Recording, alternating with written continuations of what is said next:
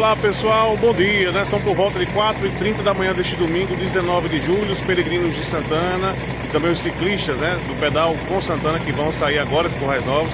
Já teve a bênção aqui com o Padre Edson, aqui na igreja de Santana de Currais Novos, e agora é a parte que realmente tem início, né, essa peregrinação, essa caminhada de Currais Novos até Caicó. Nós vamos mostrar alguns momentos dessa saída e no decorrer do dia, depoimentos. Até o final dessa peregrinação vamos colher muitos depoimentos aqui, ó, com os peregrinos de Santana que estão saindo agora e a gente vai registrar para você. Vamos acompanhar.